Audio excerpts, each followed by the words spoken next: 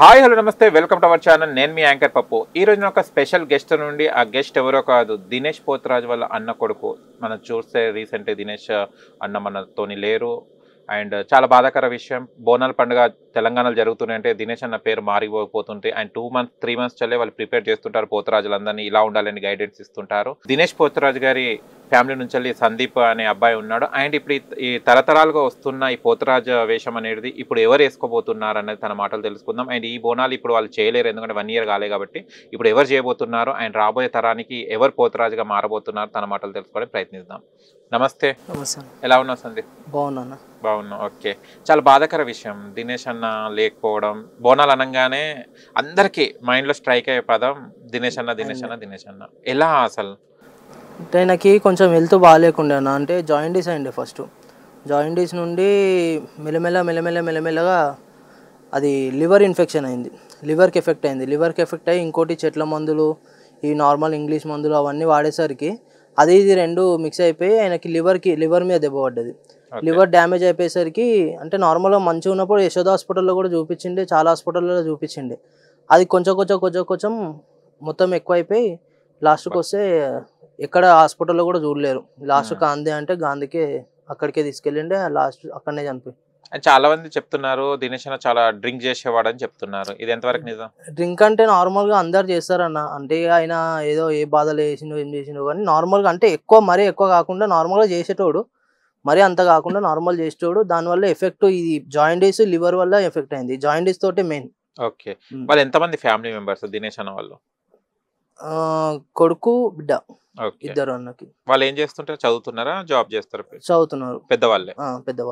Okay, అంటే ఈ మరణ వార్త విన్నప్పుడు అంటే మీరు ఉన్నారా, ఆయనతోనే ఉన్నారా దినేష్ పోతరాజ్? నేను 1 week నుండి హాస్పిటల్నే ఉన్నా, గాంధీలోనే ఉన్నా. అంటే మార్నింగ్ వెళ్ళడము, ఈవినింగ్ రావడం, ఈవినింగ్ మా తమ్ముడు ఉండడము, అట్లా 6 days ఉండు హాస్పిటల్లో.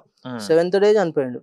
ఓకే, ఇలా జరిగినప్పుడు అమ్మవారి దగ్గరికి వెళ్ళడం ఏమైనా మొక్కడం ఏమైనా జరిగిందా? అన్ని దగ్గరకు పోయిండే, ఆయన పోతరేశం వేసాడని చెప్పి మా అంకలమ్మ దగ్గర పోయిండే, అన్ని దగ్గర పోయి మొక్కిండే. అక్కడ నుండి టెంపుల్ నుండి ఆ బొట్టు తీసుకెళ్లి కూడా హాస్పిటల్లో పెట్టిండే, పెట్టి మంచిగా మొక్కొని ఆయన పేరు మీద అన్ని చేసుకొని వచ్చిండే. గానీ ఇక అది కాలేదు అక్కడ వరకే. ఇక ఆయన ఆడికే అయిపోయింది. ఓకే, మీరు పోతరాజ్ అన్న దినేష్ అన్నతో ఎప్పుడు మాట్లాడారు? లాస్ట్ మాట ఏం విన్నారు ఆయన నుంచి? లాస్ట్ మాట అంటే ఆయన ఏం మాట్లాడలేడు. అంటే హాస్పిటల్ ఉన్నప్పుడు, గాంధీలో ఉన్నప్పుడు నార్మల్ గా ఏం మాట్లాడలేదు, ఎవరితోటి ఏం మాట్లాడలేడు. ఎవరితోటి ఏమన్నా లాస్ట్ మూమెంట్ లోనే అంతే, జస్ట్ బాబాయ్ అని గట్టిగా కొడితే కాలు ఇట్లా అన్నాడు అంతే, గానీ ఇంకా దాని మించి ఇంకేం మాట్లాడలేదు. ఓకే, ఫ్యామిలీ మెంబర్స్ కలిసి ఉండేదా వేరుండేదా? ఫ్యామిలీతోనే ఉండేది, ఫ్యామిలీతోనే అందరు కలిసే ఉంటుండే. ఓకే, కొంతమంది అన్నారు పోతరాజ్ వేషం వేయడం ఫ్యామిలీకి ఇష్టం లేదని అన్నారు, నిజమేనా? అంటే ఫ్యామిలీకి కూడా ఇష్టమే ఉంది, ఫ్యామిలీ కూడా సపోర్ట్ చేసినారు. అంటే కొన్ని విషయాలలో ఇష్టం లేకుంటే కొన్ని విషయాలలో ఇష్టం ఉండే. తర్వాత ఫ్యామిలీ కూడా సపోర్ట్ చేసి ఈ ఆషాఢ మాసం వచ్చే టైంలో కూడా ఫ్యామిలీ నుండి కూడా ఈయనకి ఫుల్ సపోర్ట్ ఉండే.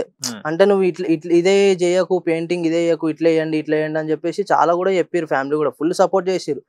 మా చెల్లె గానీ మా పిన్ని గానీ అందరు చాలా సపోర్ట్ చేసిరు, అట్లా ఏం లేదు. ఓకే, ఏమైనా చనిపోయేటప్పుడు ఏమైనా చెప్పడం ఏమైనా జరిగిందా? అంటే ఆరోగ్యం ఖరాబ్ కాకముందు ఏమైనా మీతో మాట్లాడడం కానివ్వండి, కొంతమంది చెప్తుంటారు కదా చనిపోయే ముందు ఏదైనా చెప్తారు మన వాళ్ళకని, అలాంటిది ఏమైనా ఇన్సిడెంట్ జరిగిందా? నాకైతే ఏం చెప్పలేడు, కానీ ఆయన ప్రతి ఇంటర్వ్యూలో చెప్తుండే కదా, నేను చనిపోయే వరకు కూడా నేను పోతరేశం వేస్తా అని చెప్పి. అట్లా ఈయన వరంగల్లో పోతరేశం వేసింది చనిపోయే ముందు. వరంగల్ పోతరేశం వేసి మేము వచ్చిన తర్వాతనే, అంటే అప్పటికైనా అయితలేదు, అంటే సుస్సే ఉండు. అప్పుడు వరంగల్కి వెళ్ళేసి మేము వచ్చిన తర్వాత తెల్లారే హాస్పిటల్కి వెళ్ళిపోయాడు, హాస్పిటల్ అడ్మిట్ అయ్యాడు. ఆ రోజు నుండి 6 days హాస్పిటల్ నుండి చనిపోయాడు అంతే. లాస్ట్ మూమెంట్ లో పోతరేశం వేసి చనిపోయాడు. ఆ కోరిక అది కదా, దేవుడు అట్లా నెరవేర్చింది. ఓకే, పోతరాజు వేషం వేస్తుంటారు కదా, అంటే మీరు చిన్న పిల్లలు ఉన్నప్పుడు దినేష్ అన్నని చూసి ఏమనుకునే వాళ్ళు మీరు? నేను చిన్నగా ఉన్నప్పుడు ఆయనను చూసి నేను చాలా సంతోషపడుతుండే. అంటే నేను ఆయన చూడంగా నాకు ఇట్లా బూస్ బంప్స్ వచ్చేస్తుండే. నేను కూడా వేయాలా, ఈ ఫీల్డ్ లోకి రావాలా అన్నట్టుంటుండే. మా తాత మమ్మల్ని ఎక్కడికి వేసినా కానీ ఎంత పెద్ద ఆర్డర్లు వేస్తుండే అయినా అక్కడ ఎక్కడెక్కడికో పోతుండే. ఆడికి కూడా మా తాత నన్ను తీసుకొని వెళ్తుండే చిన్నగా ఉన్నప్పుడు. నేను చిన్నగా ఉండే అప్పుడు నేను తీసుకొని వెళ్తుంటే నేను చూస్తుంటే అదే నేను ఆయన ఎట్లా చేస్తుండేనో అట్లా ప్రాక్టీస్ చేస్తుండే నేను. నాకు అట్లా ఇష్టం. అట్లా చేసి నేను కూడా ఈ ఫీల్డ్ లోకి రావడం. రావడం జరిగింది. అంటే చాలా వరకు పిల్లలు చదువుకోవాలి, దీంట్లో రావద్దు, మేము ఎట్లా కష్టపడుతున్నాం, పిల్లలు అలా కష్టపడొద్దని అనుకుంటారు కదా, మీకు ఎలా ఎంకరేజ్ చేశారు మీ ఫ్యామిలీ వాళ్ళు? అది బ్లడ్ నుండి వచ్చింది కాబట్టి ఇక దాన్ని మా వాళ్ళు కూడా ఏమనలేరు. మా వాళ్ళు కూడా ఫుల్ సపోర్ట్ చేసిర్రు. ఇక సరే ఇక నీకు అంతే ఆడుకున్నట్టుంది సరే అని చెప్పేసి. ఓకే. దినేష్ అన్నకి ఏమన్నా దేవుడు వచ్చేవాడా లేకుంటే జస్ట్ పోతరాజు వేషమేనా? పోతురాజు వేషం వేసినప్పుడు దేవుడు వస్తుండే. దేవుడు అంటే ఒక 5 minutes 5 seconds 10 seconds అంతే. ఇప్పుడు మంగళమ్మ గుళ్ళ గావు పడతాడు కదా, ఓకే, జని మంగళమ్మ గావు పడతాడు కాబట్టి ఆ టైంలో ఆయన ఏం చేస్తున్నాడనేది తెలియదు. మేము ఇక్కడ మన Katta Maisamma mini tank bund, lower tank bund దగ్గర ఆయన గావు కార్యక్రమం ఉండే ఆయనది. ట్యాంక్ బండ్ కట్టమైసమ్మ అక్కడ గావు పట్టేటప్పుడు ఆయనకి అక్కడ పటం వేసి అలా కూర్చోబెట్టి గావు పట్టేటప్పుడు ఆయన ఏం చేసినా మాకే తెలియదు. నేను 2 days నాకు ఫీవర్ వచ్చేసింది, అంత భయపడిపోయినా నేను స్టార్టింగ్ లో.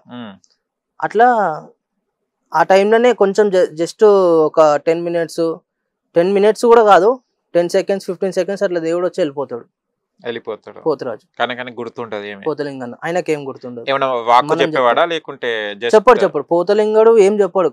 ఆయనకు వస్తుంది, ఆయన ఏదుందో ఆ గావు తీసుకొని ఆయన వెళ్ళిపోతాడు. గావు అంటే ఇప్పుడు కొన్ని ఊర్లల్లో మేకలను బలించడము అమ్మవారికి అట్లా. ఇప్పుడు ఇక్కడ మన దగ్గర సోరకాయకి ప్రాణ ప్రతిష్ఠ చేసి దాంతో సోరకాయని గుమ్మడికాయని అది గావు అది తీసుకొని వెళ్ళిపోతుంటాడు.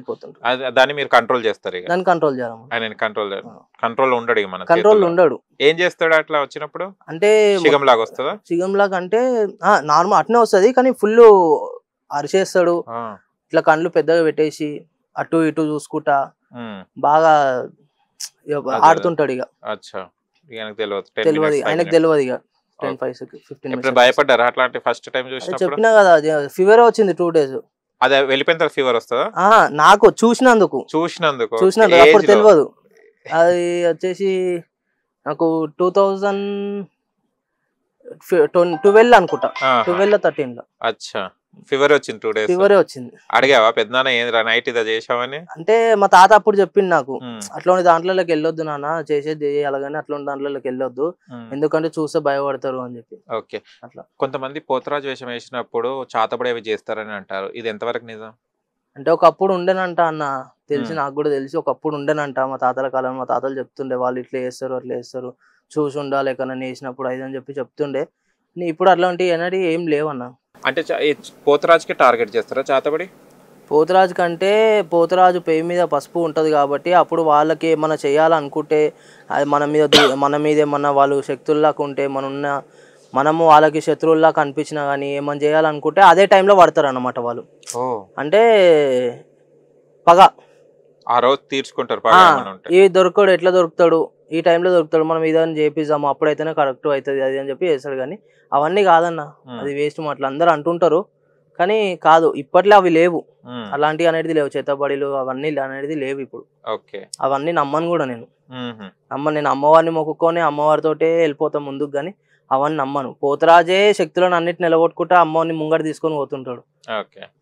ఆయన ముందు ఉంటాడు, మనం అందరూ వెనుక ఉండాలి బోనాల. ఓకే. ఫస్ట్ మన సికింద్రాబాద్ లో ఎవరింటి నుంచి తీస్తారు బోనం? బంగారు బోనమా?